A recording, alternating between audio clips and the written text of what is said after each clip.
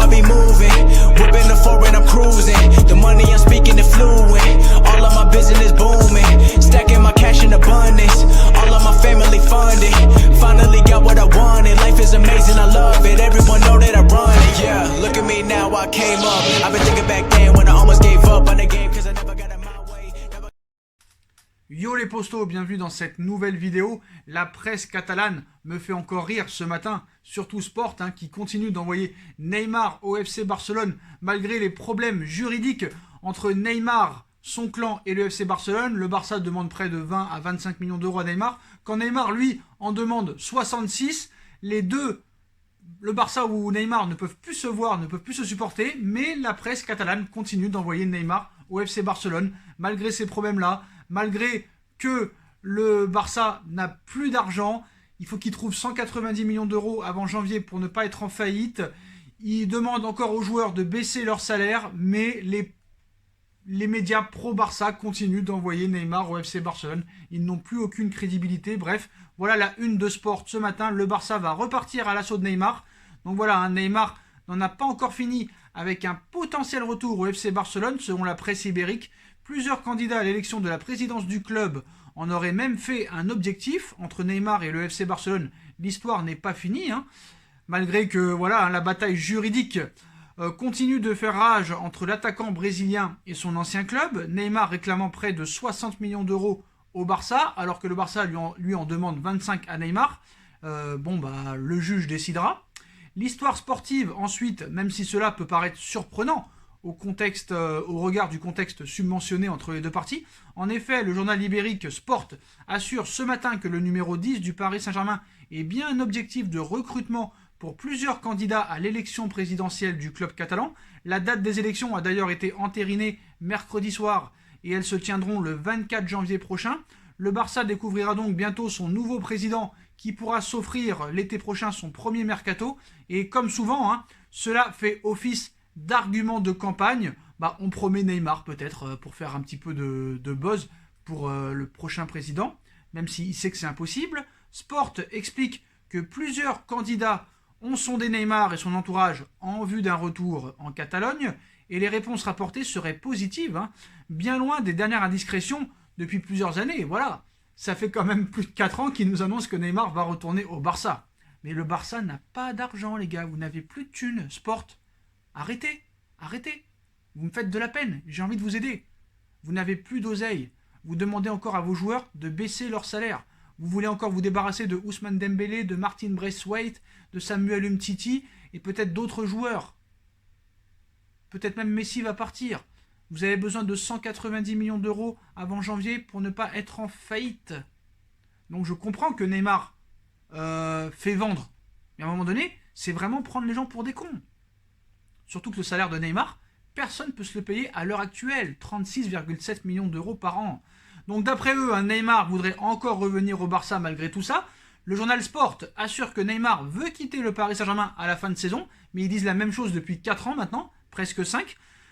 Donc dans leur article, ils stipulent Neymar n'a pas l'intention de continuer au Paris Saint-Germain. Sa relation contractuelle avec le PSG pour lui est finie. Peu importe à quel point la presse française annonce en grande pompe que l'ancien joueur du Barça est très heureux au Paris Saint-Germain, qu'il se sent adapté à Paris et à la Ligue 1. La star brésilienne a décidé de quitter Paris à la fin de saison. Donc c'est le même speech depuis 4 ans, peut-on lire. Le but serait de forcer le Paris Saint-Germain à le vendre l'été prochain. Donc une information étonnante à plusieurs égards. Évidemment, le contexte financier tendu entre toutes les parties rend les choses impossibles. Ensuite, des discussions ont été entamées avec les joueurs du Barça pour baisser les salaires. Donc Neymar garde apparemment toutes ses options ouvertes. Il n'a pas oublié que le FC Barcelone n'avait pas su trouver l'argent nécessaire, soi-disant, pour le faire revenir lors du mercato estival 2019, alors qu'il avait fait part en annonçant sa volonté de quitter le Paris Saint-Germain. Tout serait désormais entre les mains du futur président du club catalan. Bon, moi ça me fait bien rire, mais bon, voilà. Ils ont besoin de faire vendre, c'est sûr qu'il ne se passe pas grand-chose en Espagne actuellement, donc il faut bien payer le loyer à la fin du mois pour les journaux espagnols, Et il faut aussi manger.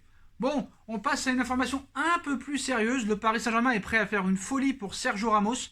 Les mois passent et la fin de contrat de Sergio Ramos, 34 ans au Real Madrid, approche à grands pas et l'emblématique capitaine de la Casablanca n'a toujours pas prolongé son bail dans la cité espagnole qui s'achève en juin 2021.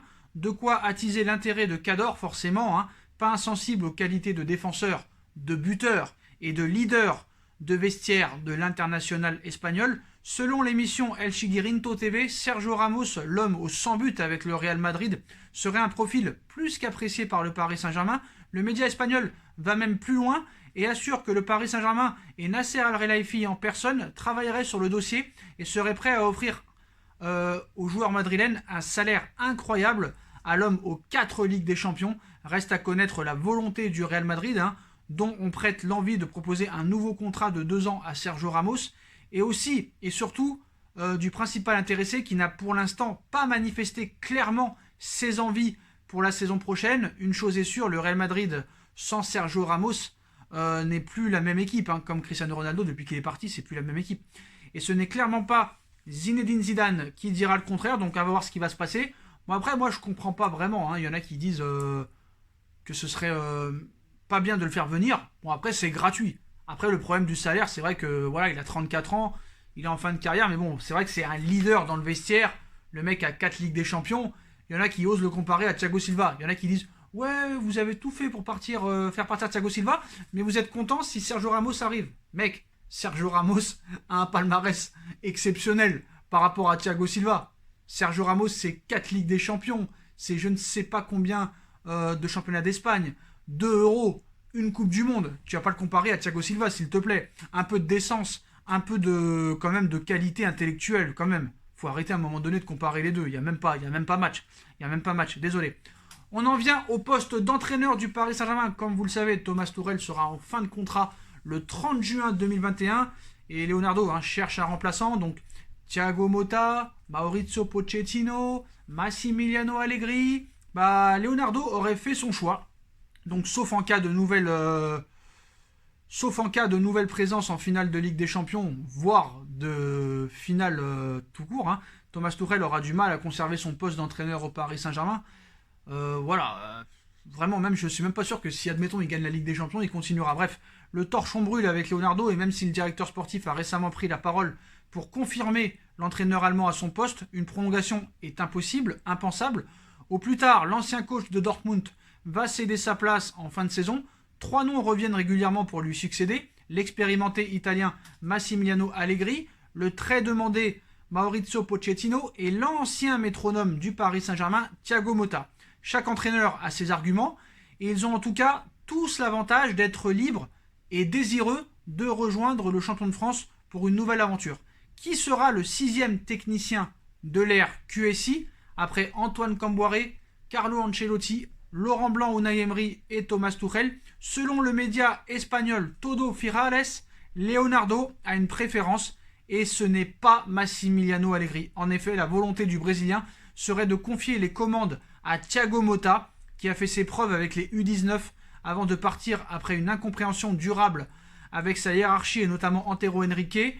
Avec l'ancien directeur sportif, les choses ont dégénéré au sujet de l'utilisation des jeunes, des départs en masse et des choix forcés par le Portugais, mais cette période est à conjuguer maintenant au passé, Henrique ayant rapidement été écarté, tandis que Thiago Motta a déjà assuré qu'il n'avait aucune rancœur. Les bases d'une collaboration sont donc lancées, surtout si Leonardo a bien un faible pour l'Italo-Brésilien, qui a aussi l'avantage d'être beaucoup moins cher comme entraîneur que Allegri par exemple. Alors là, je vous dis la vérité, franchement, je vais vous dire la vérité, l'épreuve avec les U19, ça reste à prouver. Il n'a pas fait grand-chose avec les U19, faut dire la vérité.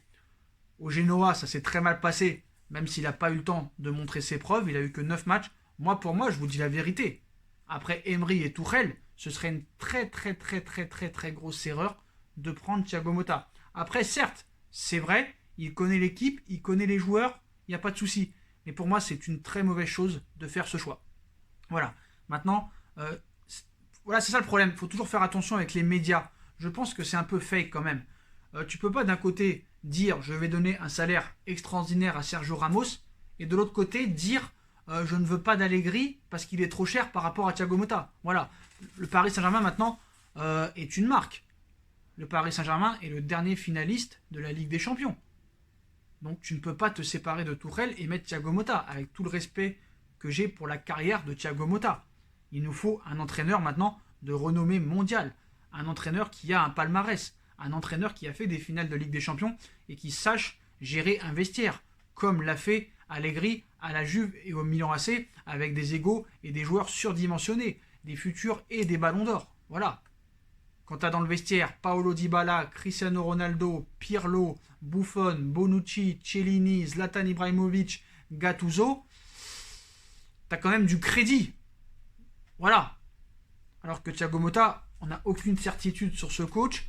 Il n'a réussi nulle part. N'allez pas me dire, oui, mais Guardiola, pas Guardiola. Eux aussi, ils ont commencé. Zidane aussi, il a commencé. Oui, d'accord. Mais Zidane, avant de venir au Real Madrid, Guardiola, avant de venir au Barça, ils étaient entraîneurs de l'équipe réserve plusieurs années. Ils ont été adjoints de très grands coachs comme Zidane, qui a fait une saison avec Ancelotti, qui a gagné la Ligue des Champions et qui a après entraîné la Castilla.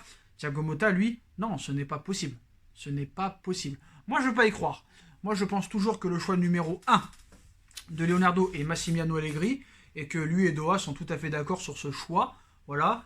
Et je pense que maintenant, Doha a gardé Tuchel parce qu'ils ne veulent pas lui donner un centime d'indemnité. Voilà, c'est du genre, ils ont dû l'avoir au téléphone. C'est moi qui ai le fric, mais t'en verras pas la couleur, espèce d'enfoiré. Donc voilà les postos. Donc je pense que toujours le choix numéro 1 sera Allegri. Et apparemment, Maurizio Pochettino, hein, même s'il est que 3 ou 4e dans le choix, bah, il aimerait vraiment le poste. Hein. Mais moi aussi, pour moi, Maurizio Pochettino, c'est pas ce qu'il faut Paris Saint-Germain. Moi, je pense que l'homme providentiel, c'est Allegri. Pour moi, je pense que c'est ça. Après, peut-être qu'il aurait une préférence pour Thiago Motta, certes, parce que c'est moins cher, mais surtout, Thiago Motta aurait l'intention de faire jouer les jeunes. Chose que peut-être Allegri ne voudrait pas faire. Je ne sais pas. Mais en tout cas, voilà ce qu'ils nous disent. Voilà, mais il faut toujours faire attention avec la presse espagnole. Pour moi, Allegri est toujours le choix numéro 1. Voilà les postos. Bah, comme d'habitude, hein, si on a kiffé la vidéo, on like, on partage, on commente, on s'abonne. La cagnotte PayPal est toujours disponible en lien en description. La chaîne YouTube No Feeling aussi. Mon compte Instagram SB Foot News, hein, qu'on me met déjà des bâtons dans les roues, où je ne peux plus faire de publication, existe toujours. Voilà, d'ailleurs, on va enchaîner les vidéos sur No Feeling. À tchuss les postos.